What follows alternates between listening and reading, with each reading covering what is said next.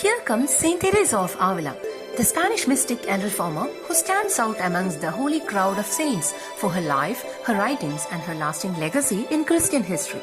ഒരുപക്ഷെ അകലെ നിന്ന് നോക്കിയാൽ ആവിലായിലെ തെരേസയെ നമ്മളും ഒരു കൈകാലത്തിൽ നിർത്തി സ്നേഹിക്കാനായിരിക്കും സാധ്യത. But the benefit of studying Teresa is that she wrote a lot. We have books and letters.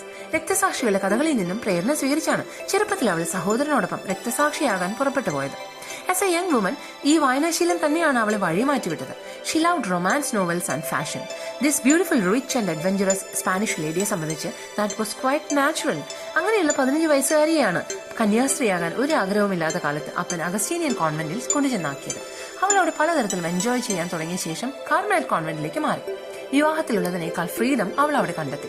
Strictly ക്ലോയിസ്റ്റേഡ് അല്ലാതിരുന്ന അവിടുത്തെ ലൈഫ് അവളെ 20 വർഷത്തോളം ഒരു ഉഴപ്പി കന്യാസ്ത്രീയാക്കിയെങ്കിലും 1555 ചമ്മട്ടിയേറ്റിയിരിക്കുന്ന ഈശോയുടെ ഒരു രൂപം ഒരു സുപ്രഭാതത്തിൽ അവളെ അടിമുടി മാറ്റിമറിച്ചു. പിന്നീട് ഒരിക്കലും അവൾ പഴയ ത്രേസ്യയായിരുന്നില്ല. സ്ത്രീകളിലെ ആദ്യ വേദപാരംഗത പോലുമായി. She had mystical experiences, intellectual visions and there were even reports of her levitating. ഈശോയുടെ ത്രേസ്യ എന്ന് അഭിമാനപൂർവ്വം സ്വയം പറഞ്ഞിരുന്ന അവളോട് താൻ ത്രേസ്യയുടെ ഈശോയാണ് എന്നായിരുന്നു ഈശോയും പറഞ്ഞത്. പ്രാർത്ഥിച്ച് പ്രാർത്ഥിച്ച് അവൾ പ്രാർത്ഥനയായി മാറി.